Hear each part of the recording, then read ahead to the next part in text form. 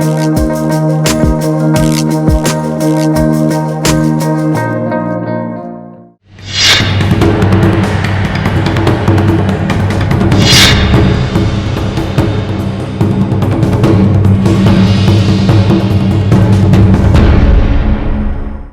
मु सुप्रिया। ईरान इज्राएल एवं अमेरिका मध्य चली युद्ध घनघटा किछि समय पई विरति नहीं थिबार खबर आसीथिला, किंतु से खबर सत्यता को लेकर अनेक गुड़िए संदेह भी थिला एवं तार परिणाम मध्य सही प्रकार देखागला। प्रथमे 48 घंटार अल्टीमेटम, परवर्ती समय 5 दिन पई युद्ध विरति घोषणा हैला, जेतेबेले अल्टीमेटम सरीबा पई आउ 12 घंटा बाकी थिला। एभली समय अनेक किछि आकलन करा जाउथला एवं ताकू देखि मार्केट रो चित्र मध्य बदलुला, किंतु परिस्थिति जे से भली आड़कू जाऊ नाही से आशंका भी धीरे धीरे आहुरी दृढ़ होबाकू लागिछि। ए संपर्क में आमे अधिक आलोचना करबा। हम सहित वरिष्ठ समीक्षक विजय साहू रहिछन्ते। विजय बाबू, स्वागत करुछि आलोचना को। जेतेबेले 48 घंटार अल्टीमेटम कथा कुआ जाउतला जे 48 घंटा समय देलु हरमुज आपण मार्ग को खोलंतु बोलिकरी, सेतेबेलकू लागुथिला जे एथर आउ न किछि भी गोटे हे जाई पारे घटना, किंतु परवर्ती समय पुणी 5 दिनर युद्ध विरति। एबे युद्धर स्थिति को आपण केमती देखुछथि? वास्तव रे युद्ध विरति होईछि ना 5 दिन समय यूएस नेइछि, इजराइल तार काम जारी रखिछि? देखंतु युद्ध विरति ହେଇଛି ଏବଂ ଆଲୋଚନା ହେଇଛି ବୋଲି 2 ଦିନ ଆଲୋଚନା ହେଇକରି ମାନେ এই ଯୁଦ୍ଧ ବିରତି ହେଇଛି ବୋଲି ଆମେରିକା ରାଷ୍ଟ୍ରପତି କହିଛନ୍ତି। କିନ୍ତୁ ଯୁଦ୍ଧ ହଉଥିଲା ଇରାନ ସହିତ, ତେଣୁ ଆଲୋଚନା ମାନେ ଇରାନ ସହିତ ହବା କଥା। ଇରାନ ଅଫିସିଆଲି ମନା କରିଛି ଯେ ଆମ ସହିତ କୌଣସି ଆଲୋଚନା ହେଇନି। ଯଦି ଆଉ କାହା ସହିତ ଆଲୋଚନା ହଉଥାଏ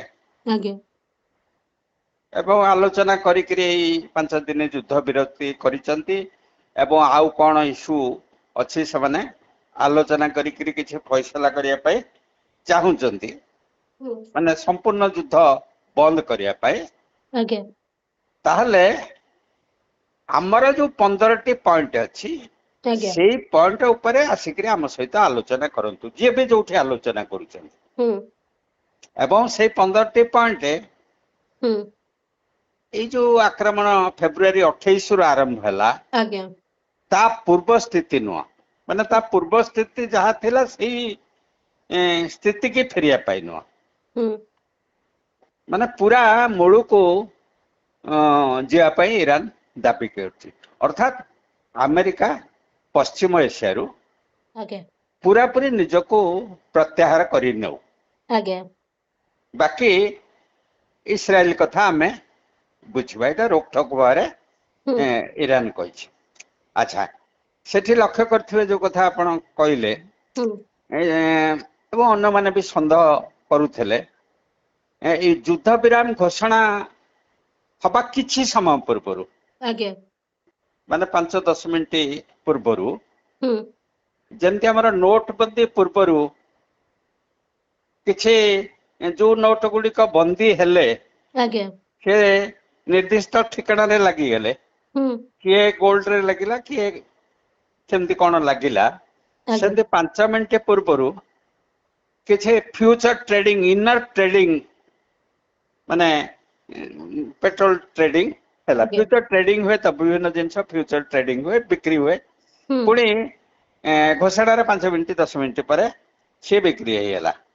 तेणु से समय हठात डॉलर प्राइस 5 मिनिट माने 5 मिनिट पूर्व डॉलर प्राइस कमुची, ताकू किणी दौरान पुणी बिकी दौरान।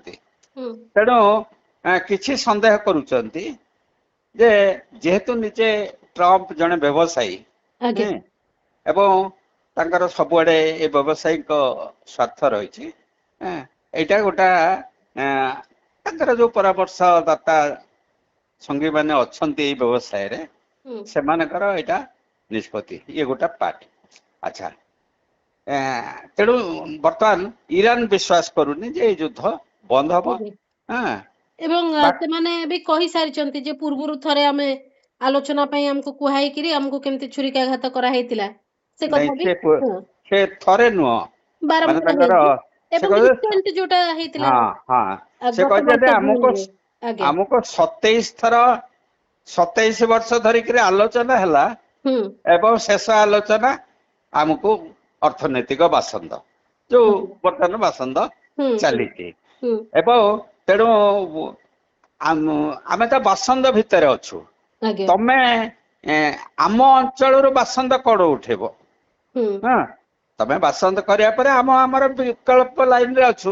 ତେଣୁ ହରମୋଜ ପଥ ବନ୍ଦ ରହିଛି ଏବଂ ବନ୍ଦ ରହିବ ଏବଂ ଶତ୍ରୁମାନଙ୍କ ପାଇଁ ବନ୍ଦ ରହିବ। ଆମର ଯୋଉମାନେ ମିତ୍ର ମାନେ ସେମାନେ 1 to 1 ଆଲୋଚନା କରିକିରି ଆମେ ସେମାନଙ୍କୁ ଯୋଗେଇବୁ ଏ ବାଟ ଛାଡିବୁ। ଏଇଟା ହେଲା ଇଏ।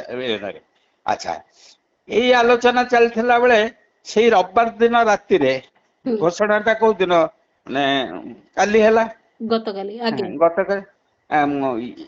ମାନେ ରୁଷିଆର ଯୋଉ ତୈଳ ବେଶ ସେଠି ମାନେ ଯୋଉଠୁ ଭାରତ ପାଏ ଅବଶ୍ୟ ସମୟ ଲାଗେ ସେଠି ବି ଆକ୍ରମଣ ହେଇଛି ଏବଂ ସେ ବେଶ ବି ନଷ୍ଟ ହେଇଛି।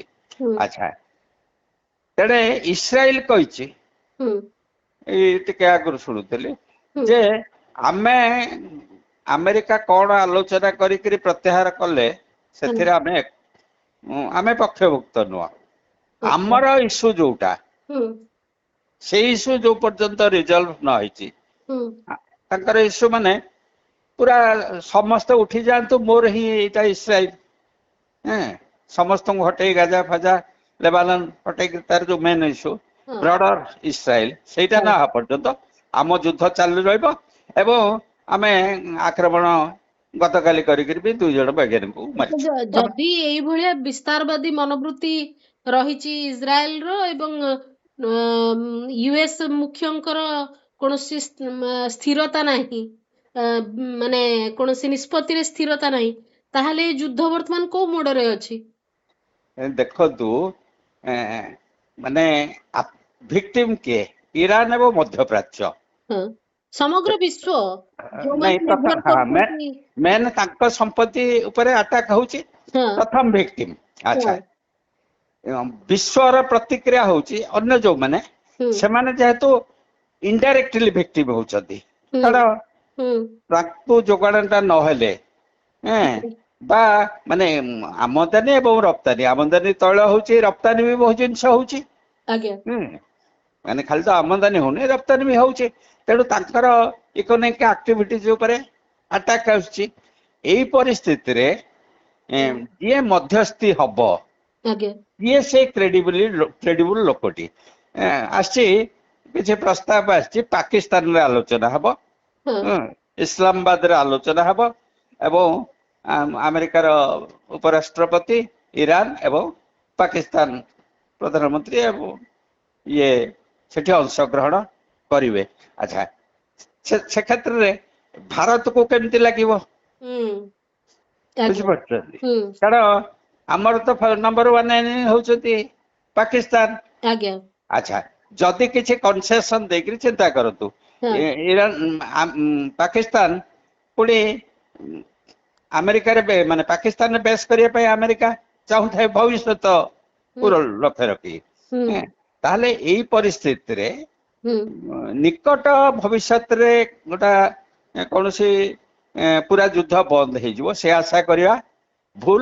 ହୁଏତ ସାମୟିକ ଭାବରେ ଟ୍ରମ୍ପ ଯେହେତୁ ତାଙ୍କର ଆଗକୁ ନିର୍ବାଚନ ଅଛି ଏବଂ ଆମେରିକା ଭିତରେ ପ୍ରବଳ ପ୍ରତିକ୍ରିୟା ଆସିଲାଣି ତାଙ୍କର ଏକ୍ସ ଡିଫେନ୍ସ ଅଧିକାରୀ ସିଆଇଏ ଅଧିକାରୀ ଯୋଉମାନେ ବିଭିନ୍ନ ଯୁଦ୍ଧରେ ମୁଖ୍ୟ ଭୂମିକାରେ ଥିଲେ ସେମାନଙ୍କ ତରଫରୁ ବିରୋଧ ଆସିଲାଣି।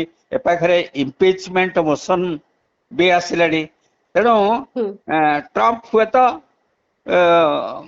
ଟେକ୍ନିକାଲି ପ୍ରତ୍ୟାହାର କରୁଥିବେ ଏବଂ ଗୋଟେ ଖବର ଆସୁଛି ଯୋଉ ଜେରାଲ୍ଡ ଫୋର୍ଡ ଜାହାଜ ଯୋଉଟା କି ବହୁତ ସବୁଠାରୁ ବୃହତ ଜାହାଜ ଯାହାର ଲଣ୍ଡ୍ରିରେ ନିଆଁ ଲାଗିଥିଲା ବୋଲି ଇରାନର ଆଟାକରେ କୁହାଯାଉଥିଲା ସେ ଉଡ୍ର ହେଇକିରି ସେ ଗ୍ରୀସ ବାଟେ ଯାଉଛି ଏବଂ ସେଟା କୁଆଡେ ବର୍ଷେ 1.5 ବର୍ଷ ପର୍ଯ୍ୟନ୍ତ ମାନେ ଆଉ ସେଟା କାର୍ଯ୍ୟକ୍ଷମ ହବନି ଯେମିତି ରୋଡ ଇଏ ଟ୍ରକ୍ ଆକ୍ସିଡେଣ୍ଟ ହେଲେ ଅଫ୍ ଦି ରୋଡ କରିଦିଆଯାଏନି ସେ ଅଫ୍ ଦି ସି କରିଦେଇଛନ୍ତି।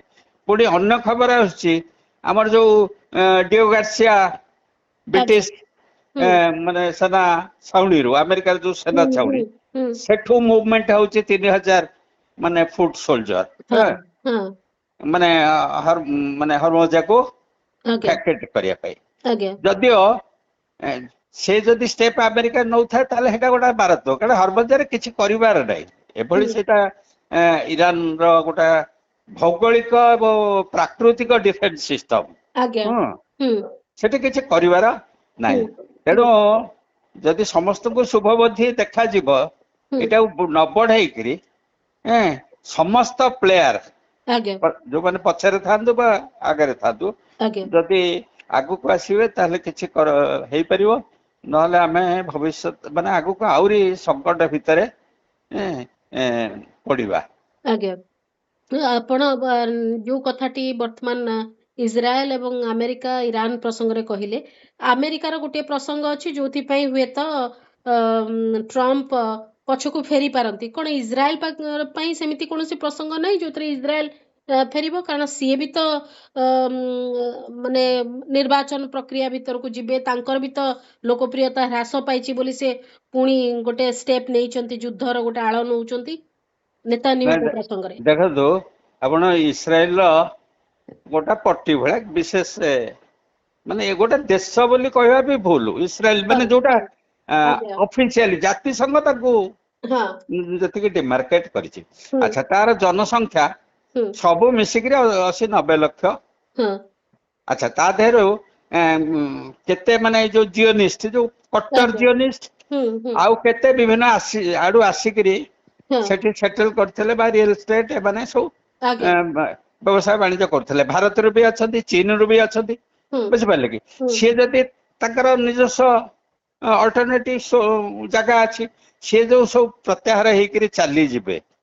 ଆଚ୍ଛା ଆମେରିକା ଯଦି ପ୍ରତ୍ୟାହାର ହେଇକିରି ଚାଲିଯିବ ତାକୁ ଡିଫେନ୍ସ ସୁଯୋଗ ନ ଦବ, ବୁଝିପାରିଲେ କି? ତାହେଲେ ଇରାନ ଏବଂ ମାନେ ଇରାନ ହିଜବୁଲ୍ଲାହ ମାନେ ଯୋଉମାନେ ଲେବାନନ ଯୋଉମାନେ ପାଲେଷ୍ଟାଇନ ପାଇଁ ଫାଇଟ କରୁଛନ୍ତି ସେମାନେ ଗିଳିଯିବେ କାହାକୁ? ଇସ୍ରାଏଲକୁ। ତେଣୁ ଇସ୍ରାଏଲର ସୁରକ୍ଷା ଏତେ ସହଜ ନୁହଁ। ବାକି ରହିଲା ଦେଖନ୍ତୁ ତାର ଯୋଉ ଆଇରନ ଡୋମ୍ ଡିଫେନ୍ସ ସିଷ୍ଟମ, ମୁଁ ଶୁଣୁଥିଲି ବିଭିନ୍ନ ସାଇଣ୍ଟିଷ୍ଟ ମାନଙ୍କର ଆଲୋଚନାରୁ ସେ ଡିଫେନ୍ସ ସିଷ୍ଟମ ଆକ୍ଟିଭ ହେବା ପାଇଁ ଯୋଉ ର ମେଟେରିଆଲ ଟା ଦରକାର, ଆପଣ ଲକ୍ଷ୍ୟ କରନ୍ତୁ ଗୋଟେ ହାବେଳି ଛଡା ଯାଉଛି, ତାର ଯୋଉ ଖାଲି ହେଇକିରି ପଡି ଯାଉଛି ନା ନାଇଁ? ଆଚ୍ଛା ତା ଦେହରେ ଆଉ ବାରୁଦ ଭର୍ତ୍ତି କରିକିରି ମାନେ ସେଇଟାକୁ ଛାଡି ହବନି, ପୁଣି ନୂଆ ବାରୁଦ ଭର୍ତ୍ତି କରିବାକୁ ପଡିବ। ସେଇ ଯୋଉ ଆମେ କହିପାରିବା ସେଇ ଯୋଉ ବାରୁଦଟା ସେଇଟା ଚାଇନା ସପ୍ଲାଇ କରୁଛି, ବୁଝିପାରିଲେ କି? ଏବଂ ଇସ୍ରାଏଲର ପକ୍ଷଧର ନୁହଁ, ସେ ଏପଟେ ଇରାନ ସହିତ।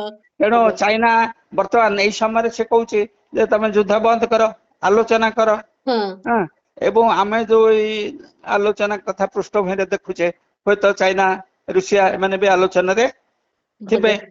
ତେଣୁ ଏଭଳି ପରିସ୍ଥିତିରେ ଇସ୍ରାଏଲ ନିଜକୁ ସୁରକ୍ଷିତ କରିପାରିବନି, କିନ୍ତୁ ତା ହାତରେ ନ୍ୟୁକ୍ଲିୟର ପାୱାର ଅଛି, ସେଇଟା ମାରାତ୍ମକ ନା।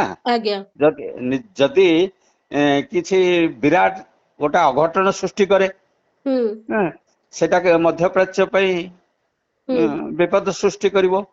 ଏଭଳି ପରିସ୍ଥିତିରେ ଭାରତର ଭୂମିକା ବି ଅଛି, କାରଣ ଗୋଟେ ଲାର୍ଜ ଜନସଂଖ୍ୟା ଦିଗରୁ ଲାର୍ଜ କଣ୍ଟ୍ରି।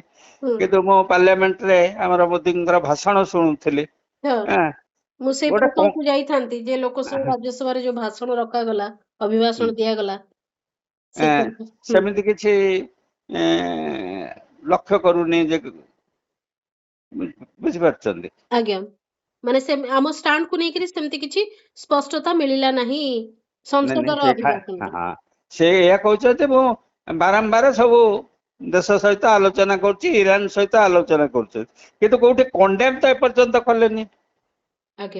ମାନେ ଯୋଉଠୁ ଇସ୍ୟୁଟା ଇରାନର ମୁଖ୍ୟ ଶାସକକୁ ହତ୍ୟା କରାଗଲା, ତାଙ୍କ ପରିବାରକୁ ହତ୍ୟା କରାଗଲା, ଏତେ ଗୁଡା ଶିଶୁକୁ ହତ୍ୟା କରାଗଲା, ତାଙ୍କର ସିଭିଲ ଇନଫ୍ରାଷ୍ଟ୍ରକ୍ଚର କୁ ଧ୍ୱଂସ କରାଗଲା ଏବଂ हजार हजार लोक मरचंती माने जोड़ा निर्माण करिया पे वर्ष वर्ष लागिपारे बहुत सहर ध्वंस होइछि जोटा ईरान निजे ईरान तो किछि लुचौनी ना ये हला गोटा पार्ट बाकी हला हमर केते खाली ईरान रे नो टोटल मध्य प्राच्य रे केते स्टेक रहिछि आज घोषणा कले जे हमर 1 लाख केते हजार लोक ए पर्यंत खाली हेकरी आछथि हमर तो हेटी 1 लाख नहांती ना माने 1 करोड़ कुहा जाउछि अछि एवं भारतीय शिल्पपति माने रियल एस्टेट बिजनेस जो माने संपृक्त तांकर भी हजार हजार कोटी इन्वेस्ट हेछि फ्लैट करछंदी बिकिछंदी तार जहा देखुतले ताको आ केही किनिया पय प्रस्तुत नहंती से जो इन्वेस्ट हेछि से बैंक रु जाइथिबो लोन अच्छा हमर सब रहिछि फोर्स डिमेजर क्लच बैंक रो ऋण आनली कौन से ए भलिया परिस्थिति प्राकृतिक विपर्य भलिया परिस्थिति सृष्टि हेले मु ऋण देबिनी ताले ताको पुणी सरकार सेटअप करिवे जोटा अतीत रे हेछि तेणु ए सब माने कंबाइंड प्रॉब्लम माने जोटा कि हमें आकलन माने करि परिबनी बा केही आकलन करि परिबनी युद्धर माने चूड़ांत क्षति केही सहज रे आकलन करि हुएनी आमे जहा कहबा सब ऊपर ऊपर निश्चय आ गोटे कथा जानिबे जेमती आपण के समय पूर्व कहउतले जे पाकिस्तान जदी मध्यस्थता भूमिका रे रहिबो आ पाकिस्तान रे जदी मध्यस्थता पई गोटे परिवेश गोटे आलोचना रो टेबल सेठी जदी रहुची ताहले भारत आगामी समय रे विश्व चित्रपट रे भारतर स्टैंड आहुरी तळकु जीव ए भली आशंका रहउची कि कारण एते बड़ घटना रे जदी मध्यस्थता भी करि परिबोनी कि जदी किछि गोटे स्टैंड न नै पारुची देखो तो भारत जदी तार वर्तमान एक्जिस्टिंग पाकिस्तान पॉलिसी को चेंज न करे हां माने त हमें सब रास्ता बंद कर देछे पाकिस्तान सहित हां एपर कि जीवा आसीबा रास्ता सांस्कृतिक विनिमय ए सब रास्ता बंद हो जाइछि एटा जदी खोला थांता भारत पाकिस्तान ईरान आमे तो गोटे माने एक्सिस भीतर रहउचे ना आमे आलोचना करि पारथांदे एवं हमर जो गैस पाइपलाइन रे जो बंद हेगिर पड़िछि माने अफगानिस्तान रे जो प्रॉब्लम जोगो आगे ई जदि 4टी 5टी राष्ट्र फैसला करंदे ए जो हमर सागर पथ हमर अंतत बुझ परले कि भारतर तैल जोगाण पाई बा भारत रु आमे जो आडू को जोगाण करूचे भारत को पहुंचे आमे भी जोगाण करि परिबा अन्य राष्ट्र मान को ताले ए पाइपलाइन व्यवहार हे पारंता किंतु प्रश्न होची जो ता पई जो स्टेट्समैनशिप दरकार हां गोटा समय रे किछ कंसेशन देले किछ असुविधा नाही बृहत्तर स्वार्थ दृष्टि अनुसार डिप्लोमेटिक रिलेशन को नेकरी रीथिंक करा जाई पारे एवं जदि हमें किछि खोली दबा हां हमर तो एते हमें कहूचे हमर सिक्योरिटी सिस्टम एते टफ हो जाइछि हमें मॉनिटर करूचे ताहले किया आसिला न आसिला हो तो 5टा टेररिस्ट के चली आसिले तब हम मॉनिटर करि परिया किछ असुविधा नाही कि 5टा को रोकिया पाई हमें लक्ष लक्ष कोटि कोटि मनुष्यंगर जो जीवन जीविका को विपद रे पकोचे तेणु जदि प्रकृत रे उद्यम होउथाए ताले भारत भी बैक चैनल आलोचना करिकरी ईरान सहित एवं पाकिस्तान अमेरिका सहित आलोचना करिकरी आधरे आलोचना करि पारंता एवं प्रेशर दे पारंता जे आगो युद्ध मान तो ईरान जो क्षतिग्रस्त होइछि ताको केमिति हमें कंपेनसेट करिबा तो सब दाबी पूरण न होई पारे प्रथम तो गोटे दाबी पूरण हबो हमें स्ट्रांगली कंडेम करिबा आउ हमें मानि हबा आउ ईरान ऊपर आक्रमण हबनी द्वितीय होछि तार जो इंफ्रास्ट्रक्चर क्षति हेछि किछि हमें सहायता करि परबा किछि तार बिजनेस को अलाउ कले से आयर ताको पूर्ण करि पारि अतीत रे त हेछि द्वितीय विश्व युद्ध प्रथम विश्व युद्ध ପ୍ରଥମ ବିଶ୍ୱଯୁଦ୍ଧରେ ଟ୍ରିଟି ଅଫ ଭର୍ସାଇଲ୍ସ ଜର୍ମାନ କୁ ଯୁଦ୍ଧ କ୍ଷତିପୂରଣ ଦିଆଯାଇଛି। ଦ୍ୱିତୀୟ ବିଶ୍ୱଯୁଦ୍ଧରେ ଆପଣ ଏତେ ମାନେ ଆଶା ସଞ୍ଚାର କରୁଛନ୍ତି, କିନ୍ତୁ ଆମର ତ ମାନେ ଆମର ଭିନ୍ନ ମତର ଗୋଟିଏ କାରଣ ହଉଛି ତ ମୁସଲିମ ଆଉ ହିନ୍ଦୁ। ସେ ମୁସଲିମ ହିନ୍ଦୁ ସେଇ ଭାବନା ହିଁ ତ ଗୋଟେ ବଡ ଆଧାର ରହିଛି। ଆଉ କିଏ କିଛି ବୁଝୁ ନ ବୁଝୁ ସେଇ ଭାବନାଟି ତ ବଡ ଆଧାର ରହିଛି। ନାଇଁ ନାଇଁ ସେଇ ହିନ୍ଦୁ ମୁସଲିମ ଭାବନା ରହୁ, ଭୋଟ ବେଳେ ସେ ତାକୁ ପ୍ରଚାର କରନ୍ତୁ, କିନ୍ତୁ ଆପଣ ଲକ୍ଷ୍ୟ କରିବେ ଏଇ ଯୋଉ ହିନ୍ଦୁ ମୁସଲିମ ଡିଭାଇଡ ଟାକୁ ଯିଏ ଉଚ୍ଚ ସ୍ୱରରେ କରୁଥିଲେ, ମାନେ ବିଜେପିର ବହୁତ ସାମରିକ ଅଧିକାରୀ ଅଛନ୍ତି ନା ନାଇଁ, ରିଟାୟାର୍ଡ ସାମରିକ ଅଧିକାରୀ ଅଛନ୍ତି, ସେମାନେ ଏ ଯୋଉ ହିନ୍ଦୁ ରାଷ୍ଟ୍ରବାଦ ହିନ୍ଦୁତ୍ୱ ରାଷ୍ଟ୍ରବାଦ ଆକୁ ଯିଏ ଷ୍ଟ୍ରଙ୍ଗଲି ମାନେ ସବୁବେଳେ ଅନ୍ୟ ଇସ୍ୟୁରେ ମାନେ ସମର୍ଥନ କରୁଥିଲେ। ଏପରିକି ମନେ ରଖନ୍ତୁ ଇସ୍ରାଏଲ ପ୍ରଥମ ଯୋଉ ଇଏ ବେଳେ ହମାସ ଆଟାକ ବେଳେ ଯୋଉ ଭଳି ନିନ୍ଦା କରୁଥିଲେ, ଇସ୍ରାଏଲ ପଛରେ ଠିଆ ହେଇଥିଲେ। ବର୍ତ୍ତମାନ ସମସ୍ତେ ଇସ୍ରାଏଲ ବିରୁଦ୍ଧରେ, ମାନେ ଇରାନ ପଛରେ, ମାନେ ଆଶ୍ଚର୍ଯ୍ୟଜନକ ଭାବରେ ମତ ବଦଳିଛି। ତେଣୁ ଏଇ ଯୋଉ ହିନ୍ଦୁ ମୁସଲିମ ସବୁଠୁ ଅଧିକ ସେ କ୍ଷେତ୍ରରେ ଜିଡି ବକ୍ସିଙ୍କର ମତାମତକୁ ନେଇକି ଅନେକ ଚର୍ଚ୍ଚା ଚାଲିଛି। ନାଇଁ ଖାଲି ଜେଡି ବକ୍ସି ନୁହଁ, ଆହୁରି ବି କିଛି ଅଛନ୍ତି ଯିଏକି ମାନେ ଏଇ ଯୋଉ ବହି ପତ୍ର ଲେଖିଥିଲେ, ଆମର ଯୋଉ ଇଏ ହେଲାନି ମରିଗଲେ, ପର୍ଯ୍ୟଟକ ମରିଗଲେ, ତାପରେ ଯୋଉ ଆମର ଯୁଦ୍ଧରେ କେମିତି ଭିକ୍ଟ୍ରି ହେଲା, ସିନ୍ଦୁର ଅପରେସନ ଭିକ୍ଟ୍ରି, ତାପରେ ବହୁତ ବହି ଲେଖିଥିବା ସେମାନେ ବି ମାନେ ସେଇ ଲାଇନରେ ଥିଲେ। କିନ୍ତୁ ବର୍ତ୍ତମାନ ୱାନ୍ ଟୁ ଅଲ୍ ଲକ୍ଷ୍ୟ କରାଯାଉଛି, କିଛି ସାମରିକ ରିଟାୟାର୍ଡ ଅଫିସର ଯେତେବେଳେ ଡିବେଟରେ ବସୁଛନ୍ତି, କେହି ବି ଇସ୍ରାଏଲ ପକ୍ଷ ନଉନାହାନ୍ତି। ତାହେଲେ ଯୋଉ ଭୋଟ ଭୟରୁ ମୋଦି କଣ, ମୋଦି ପଲ୍ସ ଟାକୁ ଷ୍ଟଡି କରୁଥିଲେ ଯେ ତାଙ୍କର କନଷ୍ଟିଚୁଏନ୍ସି ଟା କଣ, ତାଙ୍କର ମିଡିଲ କ୍ଲାସ କନଷ୍ଟିଚୁଏନ୍ସି କୋଉଟା, ସେଟା ତ ଲକ୍ଷ୍ୟ କରୁଥିଲେ। ସେଇ କନଷ୍ଟିଚୁଏନ୍ସି ସେ ତ ଭୋଟ ଦେବେ ମୋଦିକି ବା ବିଜେପି କି ଭୋଟ ଦେବେ, ଅସୁବିଧା କଣ? ଯଦି ଭୋଟଟା ଅସୁବିଧା ପାଇଁ ହିନ୍ଦୁ ମୁସଲିମ ହଉଥିଲା, ସେଇଟା ତ ସିକ୍ୟୁର୍ଡ ରହୁଛି। ଆଗ ମାନେ ଅନ୍ୟ ଦିଗଟାକୁ ସମାଧାନ କରାଯାଉ, ଏବଂ ମୋଦି ଯଦି ଜମ୍ପ କରିକି ଆସିବେ, ତାଙ୍କର କୌଶଳ ଜଣା ତାଙ୍କୁ, ଆମେ ବି ଶେଷରେ ପ୍ରଚାର କରିପାରିବା।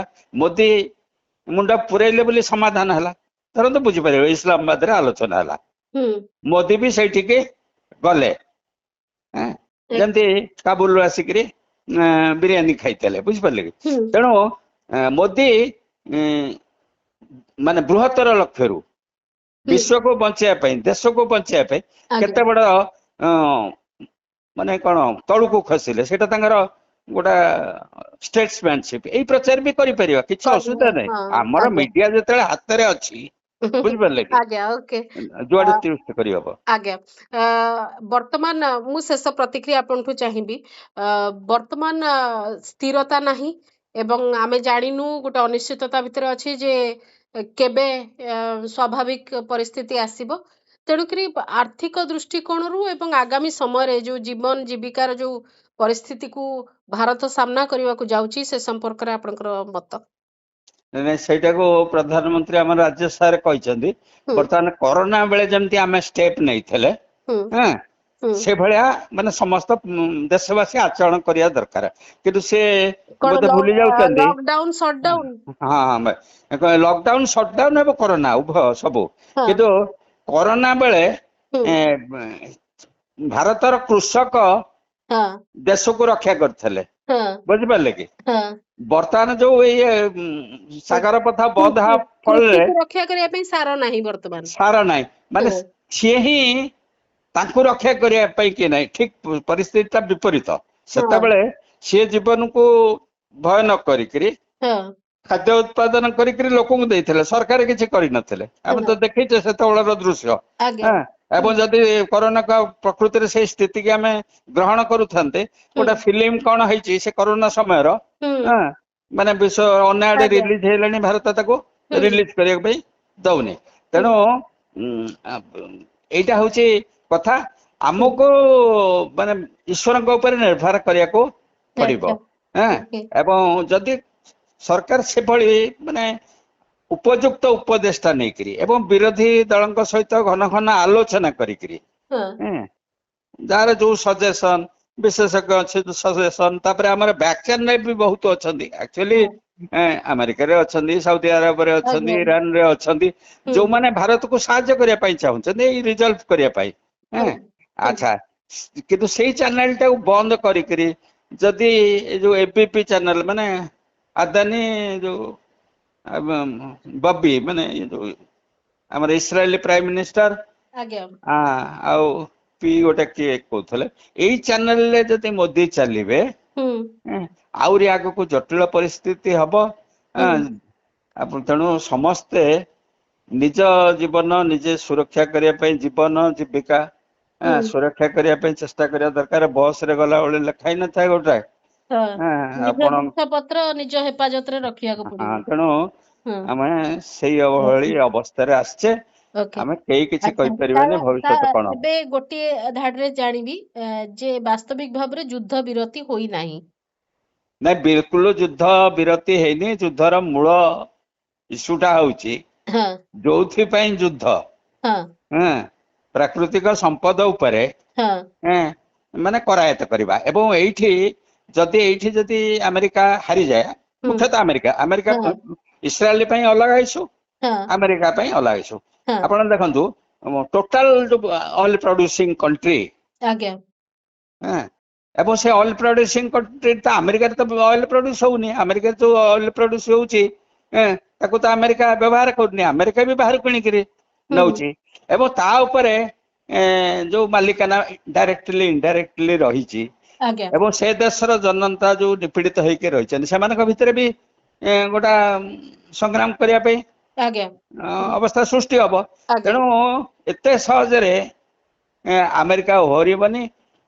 ହୁଏତ ସାମୟିକ ଗୋଟେ ରିଟ୍ରିଟ ହେଇଛି, ତାର ସୁଯୋଗ କେମିତି ଇରାନ ନବ ଏବଂ ଅନ୍ୟମାନେ ନେବେ ସେଇଟା କେବଳ ଦେଖିବାର କଥା। ଓକେ, ଇଏ ଆଉ ଏକ ଆକ୍ରମଣ ପାଇଁ ସଜବାଜ ପାଇଁ 5 ଦିନର ସମୟ ଉପଯୋଗ ନ ହଉ, ଆମେ ସେଇ କଥା ହିଁ ଚାହିଁବା। ଗୋଟେ ସ୍ୱାଭାବିକତା ଆସୁ, କାରଣ ବିଶ୍ୱରେ ଯୋଉଠି ବି ସମସ୍ତେ ଏମିତି ନିଜ ନିଜ ଭିତରେ ଆମେ ଯୋଡି ହେଇକିରି ରହିଛୁ ଯେ କୋଉ ଗୋଟେ ଜାଗାରେ ସମସ୍ୟା ହେଲେ ତାର କୁପରିଣାମ ସମସ୍ତଙ୍କୁ ଭୋଗିବାକୁ ପଡୁଛି।